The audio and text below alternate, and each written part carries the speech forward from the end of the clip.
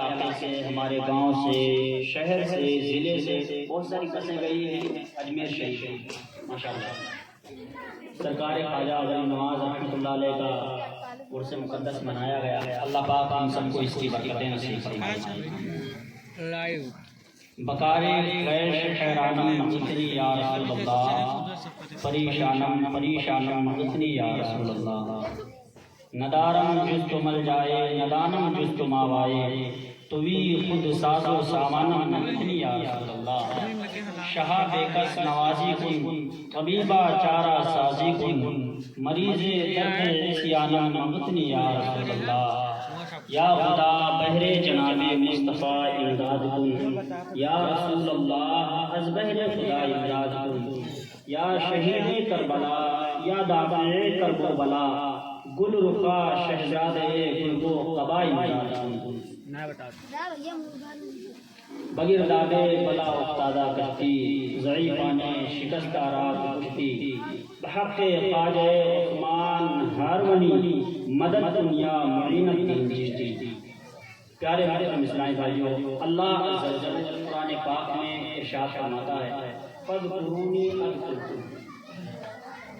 دوسرے پارے کے دوسرے صفحے میں اللہ نے بیان فرمایا، اس آیت کریمہ کا میں پہلے ترجمہ بیان کرتا ہوں۔ اس کا معنی ہے تم میرا ذکر کرو میں تمہارا چرچا کروں۔ سبحان اللہ، سمجھنے کی بات ہے۔ اللہ پاک نے کیا فرمایا؟ تم میرا ذکر کرو میں تمہارا چرچا کروں گا۔ اچھا، ہم بیٹھ کر کے یہاں پر جو اتنے اسلامی بھائی یہاں حاضر ہیں، ہم لوگ سب بیٹھ کر کے ذکر کر رہے ہیں، ذکر مصطفیٰ بھی کر رہے ہیں، ذکر خدا بھی کر رہے ہیں، ذکر صحابہ بھی کر رہے ہیں، ذکر اہل بیت اطہار بھی کر رہے ہیں، ذکر پنجتن پاک بھی کر رہے ہیں، ذکر اولیاء کرام بھی کر رہے ہیں۔ مطلب جو بھی اللہ اس کے رسول سے وابستہ علماء، انبیاء، اولیاء، صالحاء، صدیقین، صالحین جو بھی ہیں، ہم سب کا ذکر کر رہے ہیں۔ ذکر خدا کرے، ذکر مصطفیٰ نہ کرے، ہمارے منہ میں وہ ایسی زبان خدا نہ کرے، یعنی ہم ذکر خدا کریں اور مصطفیٰ کا ذکر نہ کریں، اولیاء اللہ کا ذکر نہ کریں، تو پھر ایسی زبان کی کوئی ویلو نہیں ہے۔ ہماری نے سوال کیا کہ آپ تو عالم دین ہیں، پھر بھی مزار پر آپ آ رہے ہیں، مزاروں پر آنا جانا کیسا آپ کو معلوم نہیں ہے؟ تو آپ نے جواب دیا کہ ہم مزار پاک پر جو بابا فرید رحمۃ اللہ علیہ ہیں، ان کے جو دربار ہے، ان کی جو مزار ہے، ان کا جو روضہ اقدس ہے، یہاں پر جو میں حاضر ہوتا ہوں نا، اس کی ایک خاص وجہ ہے۔ وہ وجہ یہ ہے کہ اللہ عز و جل نے قرآن پاک میں ایک آیت کریمہ ارشاد فرمائی، تو میں اس آیت کریمہ کی تفسیر پڑھنے نہیں بلکہ تفسیر دیکھنے آتا ہوں۔ سبحان اللہ، غور کرنا۔ حضرت پیر مہر علی شاہ رحمۃ اللہ علیہ نے جب یہ بیان کیا کہ میں تفسیر دیکھنے آتا ہوں، تو وہ بدعقیدہ حیران تعجب کرنے لگا کہ آخر آیت کریمہ کی تفسیر پڑھنا نہیں بلکہ دیکھنے یہاں پر آ رہے ہیں۔ مطلب یہ کہ اللہ عز و جل نے قرآن پاک میں ارشاد فرمایا فاذکرونی اذکرکم، تم میرا ذکر کرو میں تمہارا چرچا کروں گا۔ غور کرنا، اللہ نے فرمایا تم میرا ذکر کرو میں تمہارا چرچا کروں گا، تو میں تفسیر پڑھنے نہیں آتا ہوں۔ پیارے محترم اسلامی بھائیو، میں تفسیر دیکھنے آ رہا ہوں کہ حضرت بابا فرید گنج شکر رحمۃ اللہ علیہ نے اپنی حیات طیبہ میں، اپنی زندگی میں اللہ عز و جل کا ذکر کرتے تھے، اللہ عز و جل کی بارگاہ میں سجدہ ریز رہتے تھے، نماز کے وقت پر ادا کرتے تھے، رسول پاک پر درود کا ورد کیا کرتے تھے، ماں باپ کی فرما برداری میں اپنی زندگی گزارا کرتے تھے۔ تو واقعی میں انہوں نے اللہ کا ذکر کیا ہے، تو کیا اللہ تعالیٰ ان کا چرچا کر رہا ہے نہیں کر رہا ہے؟ میں اس آیت کی تفسیر دیکھنے آیا ہوں، تو واقعی میں جب ان کے روضہ پر، ان کے مزار پر، ان کے روضے پر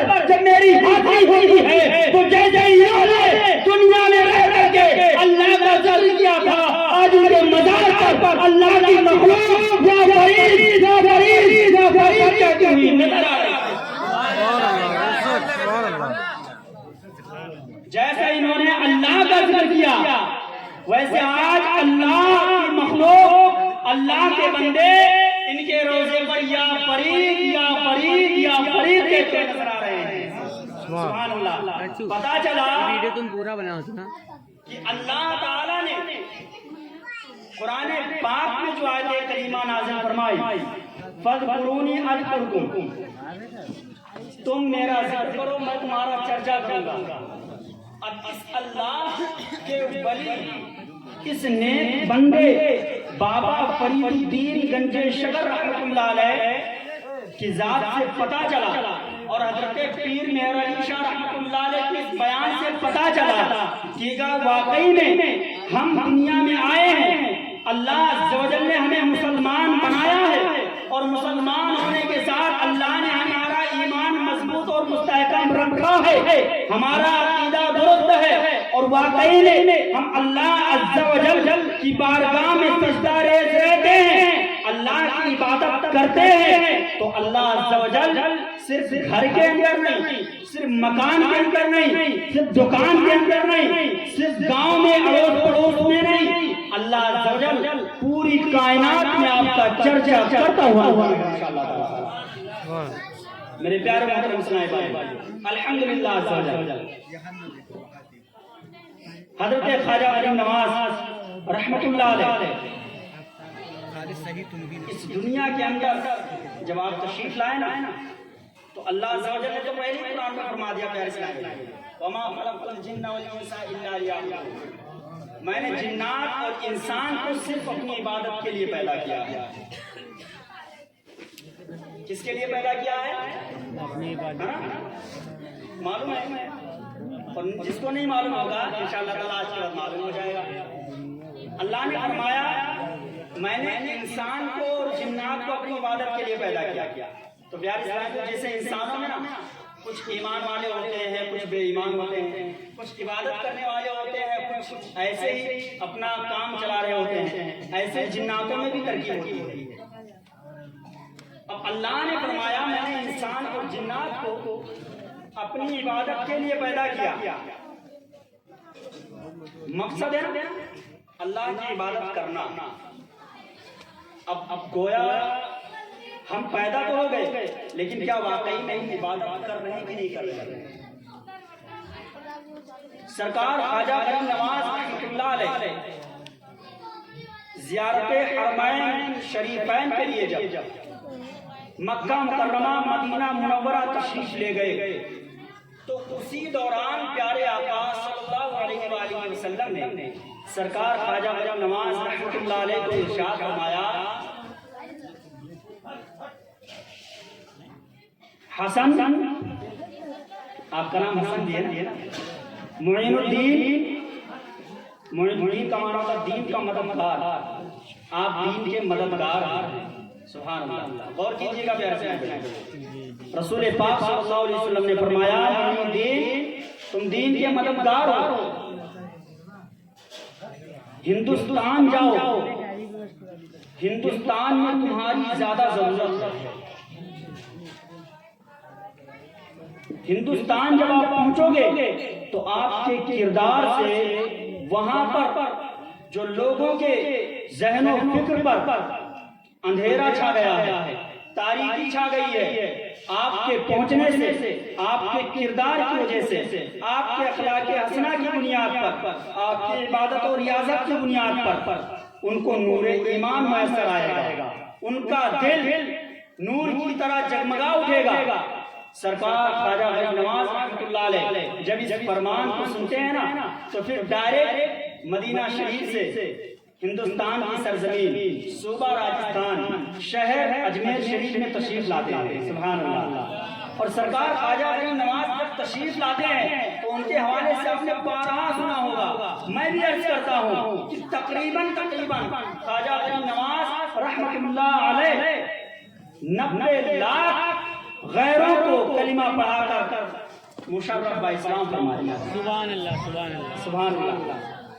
ہمارے دل کو خوشی ہونی چاہیے، مسکراتے رہنا چاہیے نا، مسکرانا پیارے آقا صلی اللہ علیہ وسلم کی سنت ہے، اور ہم نے سنت کو کیسے چھوڑا ہے؟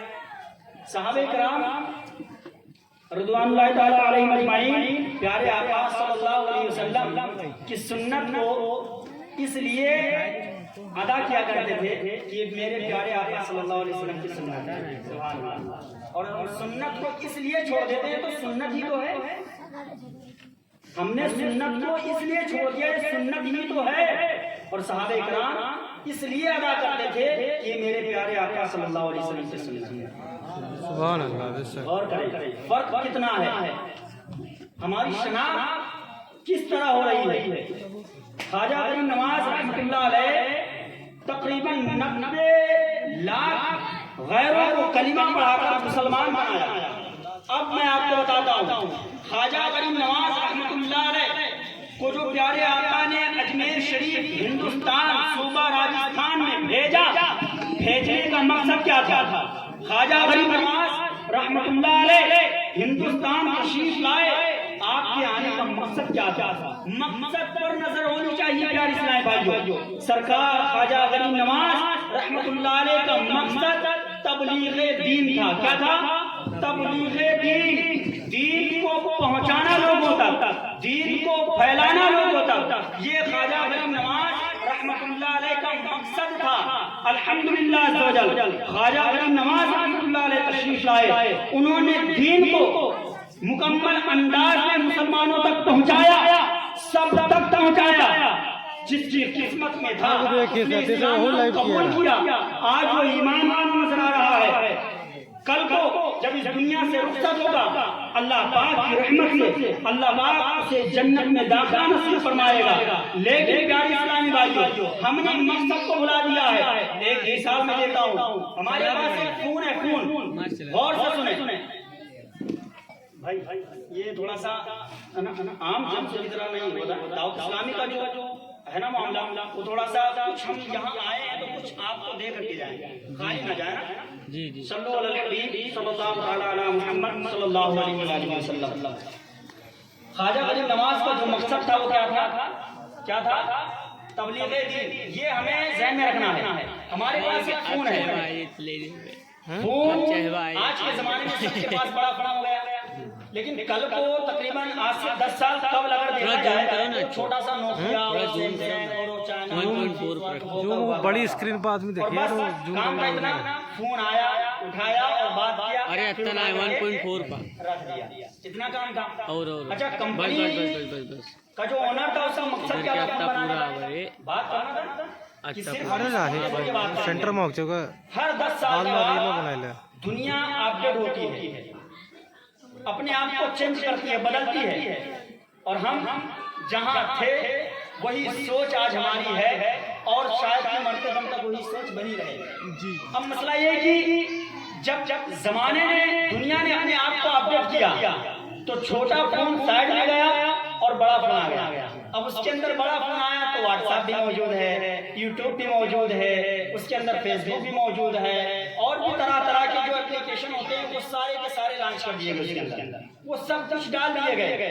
اب بچہ رو رہا ہے، ماں کھانا پکا رہی ہے، باپ نماز پڑھنے گیا ہے، بچے کے ہاتھ میں موبائل دے دیا، بیٹا یوٹیوب میں دیکھو۔ اب وہ بیٹا چلا رہا ہے، ریلز دیکھ رہا ہے، یوٹیوب میں نعت سن رہا ہے، نماز کے حوالے سے سن رہا ہے، تقاریر سن رہا ہے، بیانات سن رہا ہے، خواجہ غریب نواز کی کرامتیں سن رہا ہے، ساری چیزیں سن رہا ہے۔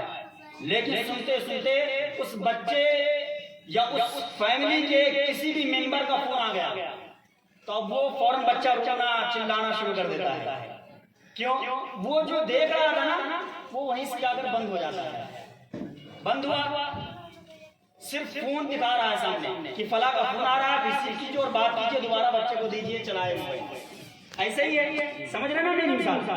میرے پیارے اسلامی بھائیوں، آپ کو میں بتا دوں، ایک دنیاوی اعتبار سے فون کے بنانے والے نے، کمپنی کے اونر نے ایسے انداز میں اس کی تشکیل دی ہے کہ اس کے اندر بہت ساری چیزیں شامل کرنے کے باوجود جب کسی کا فون آتا ہے تو وہ ساری چیزیں ایک طرف کر دیتا ہے۔ یوٹیوب چل رہا ہے تو یوٹیوب سائڈ میں، فیس بک چل رہا ہے تو فیس بک سائڈ میں، انسٹاگرام چل رہا تو انسٹاگرام سائڈ میں، واٹس ایپ پہ کوئی چیز چیٹ کر رہے تو سائڈ میں، اب سامنے سے نمبر دکھا رہا ہے، فون دکھا رہا ہے۔ میرے پیارے محترم اسلامی بھائیو، دنیا کے لوگوں نے اپنے آپ کو اپڈیٹ کیا، اپنی ٹیموں کو اپڈیٹ کر دیا، اپنے تمام سامانوں کو اپڈیٹ کر کے لوگوں تک پیش کیا، لیکن اپنے مقصد پر نظر رکھا، اپنے مقصد کو بھلایا نہیں۔ اب آپ غور کریں، اللہ فرماتا ہے وَمَا خَلَقْتُ الْإِنسَ وَالْجِنَّ إِلَّا لِيَعْبُدُونِ، میں نے انسانوں کو اور جناتوں کو صرف اپنی عبادت کے لیے پیدا کیا ہے۔ ہمارے ساتھ بیوی بھی ہے، ہمارے ساتھ بچے بھی ہیں، ہمارے ساتھ مائیں بھی ہیں، ہمارے ساتھ باپ بھی ہے، ہمارے ساتھ بھائی بہن بھی ہے، ہمارے ساتھ کام والے بھی ہیں، ہمارے ساتھ نوکری بھی ہے، ہمارے ساتھ کاروبار بھی ہے، بزنس بھی ہے، نماز بھی ہے، روزہ بھی ہے، حج بھی ہے، زکات بھی ہے، کھانا بھی ہے، فطرت انسانی میں تمام امور شامل ہیں،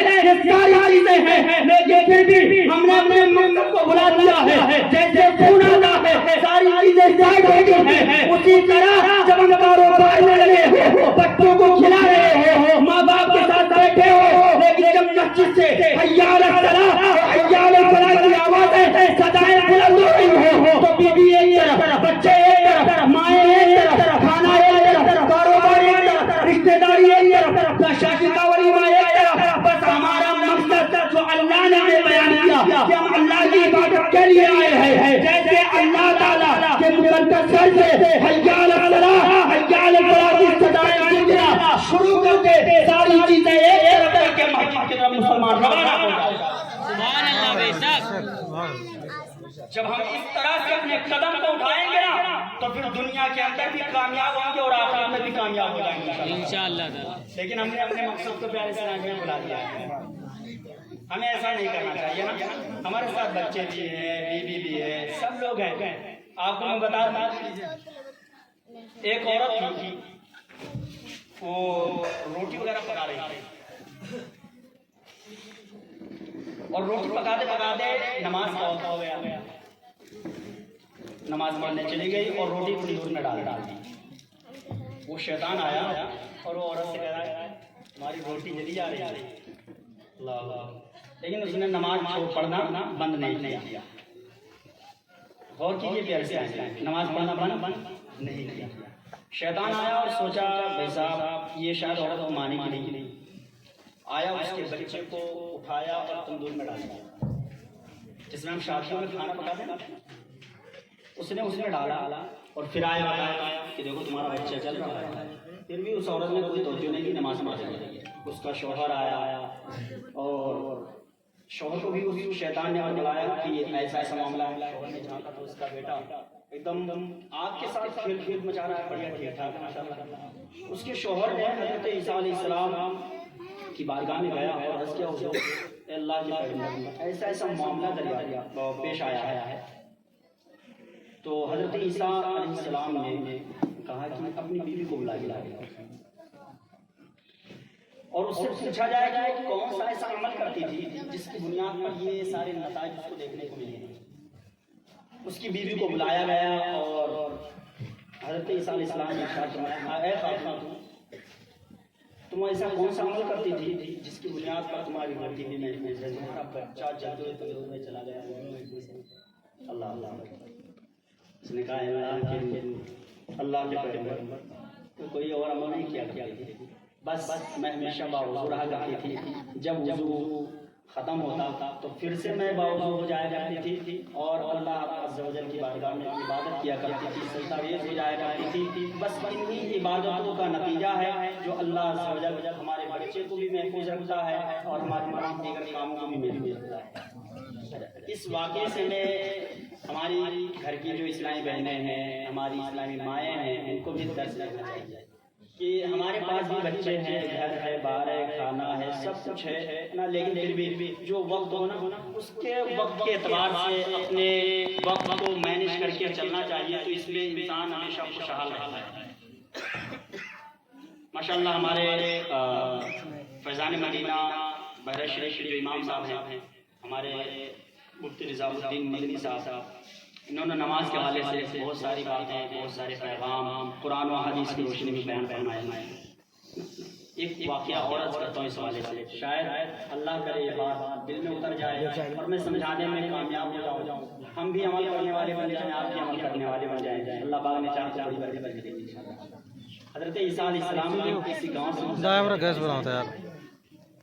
تو دیکھتے ہیں اس گاؤں کے لوگ بڑے ایک دم عالیشان مکان محلات میں رہ رہے ہیں اور طرح طرح کے قسم قسم کے میوے کھا رہے ہیں، بہترین بہترین چیزیں پی رہے ہیں، رنگ برنگے اور بھی بہت ساری چیزیں وہاں پر موجود ہیں، بڑے خوشحال وہ گاؤں والے سب کے سب تھے۔ اچھا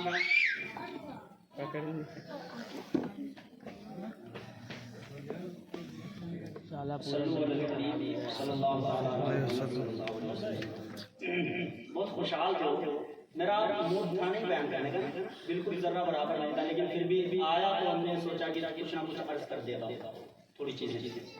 حضرت عیسیٰ علیہ السلام نے جب دیکھا تو وہ سب کے سب عبادتیں بھی کرتے تھے اللہ پاک کی، وہ سارے کوئی ایسی بات تھی نہیں، پورا گاؤں بڑا خوشحال تھا، بڑی بڑی کوٹھیاں اور بڑے بڑے مکان ویسا بنے ہوئے تھے۔ پیارے محترم بھائیو، حضرت عیسیٰ علیہ السلام وہاں سے روانہ ہو گئے، 3 سال کے بعد پھر آپ ریٹرن ہوئے اور جب اسی گاؤں میں پہنچے تو بڑا تعجب خیز منظر دیکھا۔ کیا دیکھا کہ اس گاؤں کے جتنے بھی لوگ سب مر گئے 3 سال میں، جو مکانات وغیرہ سب بنے ہوئے تھے نا وہ سارے مکانات زمین ہو گئے، جو ہرے بھرے کھیتیاں اور پھل پھول کے جو باغیچے بنے ہوئے تھے لگے ہوئے تھے وہ سب کے سب ختم ہو گئے، اور وہ جو لوگ وہاں کے تھے ان کی لاشیں بغیر بے گور و کفن، بغیر ان کو کفن دیے، اور کوئی تھا ہی نہیں تو کون دیتا ایسا۔ 3 سال کے بعد جب آپ آئے وہاں سے تو دیکھا یہ ساری کنڈیشن وہاں بنی ہوئی، تو تعجب کرنے لگے، عرض کیا اے اللہ ساجد، میں 3 سال قبل اس گاؤں سے جب گیا تھا تو اس گاؤں کے لوگ اللہ کی عبادت کیا کرتے تھے، غور کرنا اور اس چیز کو نافذ کرنا اپنے گھر میں آج کی بات سے۔ پیارے محترم اسلامی بھائیوں، انہوں نے عرض کیا اللہ ساجد 3 سال پہلے میں اسی گاؤں سے جب گیا تھا تو پھر حالات ایسے بنے ہوئے تھے کہ لوگ عبادتیں کر رہے تھے، فرما برداری میں لگے ہوئے تھے، بڑے بڑے مکانات محلات اور سب بنا ہوا ہے، کوئی مسئلہ نہیں تھا۔ یہ اچانک ہو کیا گیا کہ پورا کا پورا گاؤں، پوری آبادی، پوری بستی تباہ ہو گئی، اور جو لاشیں پڑی ہیں وہ سب بے گور و کفن پڑی ہوئی ہیں۔ غیب سے آواز آئی، اے عیسیٰ پیغمبر سنو، اس گاؤں کے لوگ خدا کی عبادت ضرور کیا کرتے تھے، اس گاؤں کے لوگ بڑے خوشحال نظر آتے تھے، سب کچھ تھے، صحیح تھا، ان کا کوئی قصور نہیں تھا، ان کی کوئی غلطی نہیں تھی۔ پھر اللہ اکبر، غور کریں، بہت بڑا جملہ کر رہا ہوں، ارے وقار گاؤں والوں کا کوئی قصور نہیں تھا۔ کچھ وقت پہلے اس گاؤں سے ایک بے نمازی گزر رہا تھا، اور وہ بے نمازی جب گاؤں میں پہنچا تو اس گاؤں کے پانی سے اپنے چہرے کو دھلا، اور اپنے چہرے، اس کے چہرے کا دھون اس گاؤں کی زمین پر گرا، اور اس بے نمازی کے چہرے کے دھون کی نحوست اس پورے گاؤں کو ہلا کر برباد کرتی نظر آ رہا ہے۔ اللہ اکبر، سمجھ پائے؟ صرف ایک بے نمازی کے چہرے کی دھون کتنی بڑی نحوست کہ پورا گاؤں تباہ ہو گیا۔ تو دوستو آپ لوگ نماز نہیں چھوڑیں، ہم غور کریں کیا معاملہ ہے میرے پیارے محترم، نمازیں کتنی چھوٹ گئی ہیں۔ ہمارے گھر میں مائیں بہنیں ہوتی ہیں، ہمارے نوجوان بچے ہوتے ہیں، آج آپ حالات کو دیکھ ہی رہے ہیں نا، چھوٹے چھوٹے بچے نہ جانے کیا کیا ہوگا، اور ہم کہاں بیٹھے ہیں، ہمارے پاس سب لڑائی ہے اور کچھ نہیں۔